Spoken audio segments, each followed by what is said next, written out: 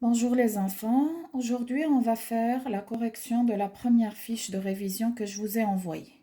D'accord? Alors, pour le premier exercice, c'est le calcul en ligne. Alors, je dois vérifier lorsque je me rappelle la technique, c'est que lorsque je veux multiplier par un dixième, un centième ou un millième, je déplace la virgule vers la gauche selon le nombre de chiffres après la virgule. Par exemple, ici, j'ai 5671 multiplié par un dixième. J'ai un seul chiffre après la virgule. D'accord? Je compte un seul chiffre et je place ma virgule. C'est clair? Très bien. Lorsque je veux multiplier par 10, 100 ou 1000, je dois déplacer la virgule vers la droite. Par exemple, ici, j'ai 4,7 millièmes. Je ne vais pas placer la virgule. 4,7 millièmes multiplié par 10. D'accord? Je compte un seul zéro. Alors, ma virgule était là. Je compte un seul chiffre et je place la nouvelle virgule. Ça va me donner 40,7 centièmes. Là, j'ai 0,89 multiplié par 100. Alors, je prends les deux zéros de 100 et je compte 1, 2. Alors, il me reste 89 au lieu de 0,89. C'est clair? Très bien. Alors, pour le deuxième exercice qui est des opérations à faire, une addition, une soustraction et une multiplication de nombres décimaux, vous allez voir les résultats sur la fiche. C'est quelque chose de très simple. Il suffit juste de faire très attention à la virgule dans l'addition et la soustraction. Et pour la multiplication, la virgule se place à la fin, ça veut dire dans le résultat final. Pour le troisième exercice, on rappelle aussi les techniques opératoires des fractions. Alors là, on a une addition. C'est comme si j'ai A plus B, A sur B plus C sur D. Qu'est-ce que je fais? Je fais A fois D sur B fois D plus C fois B sur B fois D. D'accord? Ça veut dire la technique, si vous vous rappelez bien, l'astuce du papillon. Après, c'est très simple de trouver le résultat final et s'il y a possibilité de simplifier, on simplifie. La même chose ici, sauf qu'on a une soustraction. Alors, A sur B moins C sur D, la même chose, A fois D sur B fois D moins C fois B sur B fois D. D'accord? Et je continue. Alors après, on a le quatrième exercice, des tableaux de conversion. Alors, dans cette première fiche, je vous ai donné une conversion concernant les mesures de longueur, mesure de masse et mesure de capacité.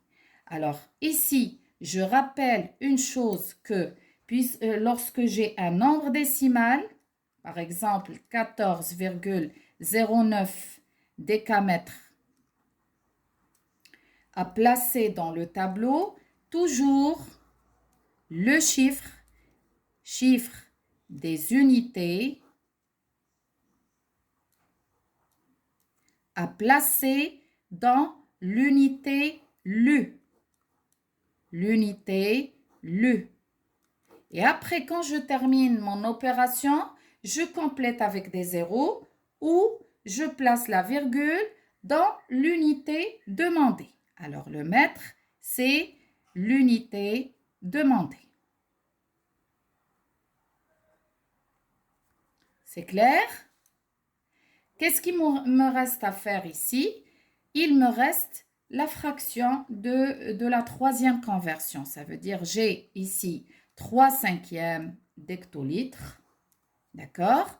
D'abord, je dois la convertir en nombre décimal. Ça va me donner 0,6 ou bien 0 hectolitres,6. Avant de la placer dans le tableau, je fais 0,6 multiplié par 2. Ça va me donner 1 hectolitre,2. D'accord? Je place le 1 dans l'unité de l'U et je complète, je complète avec des zéros pour obtenir l'unité demandée qui est le litre. D'accord? Après, j'ai un problème à résoudre.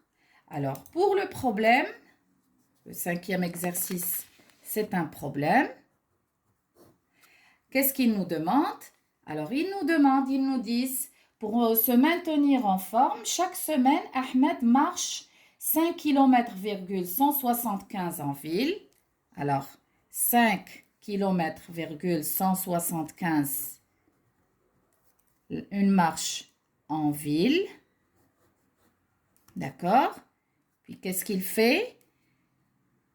2 km,350 en forêt.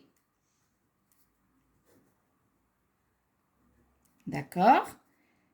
Et 1 km,225 en chemin, bon, en sentier. C'est un chemin de terre, d'accord? Alors, en chemin. C'est bon? Et la question, calcule le nombre de kilomètres parcourus chaque jour. Alors, d'abord, je sais très bien qu'une semaine, c'est combien de jours? Voilà, une semaine, c'est 7 jours. D'accord? C'est bon? D'abord, je dois additionner, ça veut dire trouver le nombre de kilomètres parcourus en une semaine.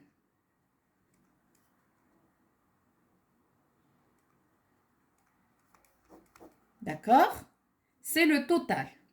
Ça veut dire 5 km,175 plus 2 km,350 plus 1 km,225.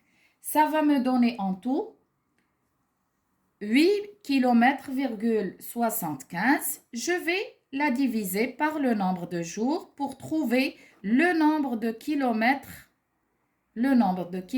qui parcourent par jour. D'accord? Et voilà. Alors, vérifiez vos fautes sur la fiche que j'ai envoyée sur le site. Et dorénavant, puisqu'on a commencé cette série, cette révision générale, dorénavant, chaque fiche, on va rappeler des techniques ou bien des leçons vues auparavant et des leçons qu'on vient de voir juste cette période de confinement. D'accord? De façon à ce qu'on fasse une révision générale sur les leçons qu'on a vues durant cette année, Inch'Allah. Je vous souhaite bon week-end et à lundi, Inch'Allah. Gros bisous.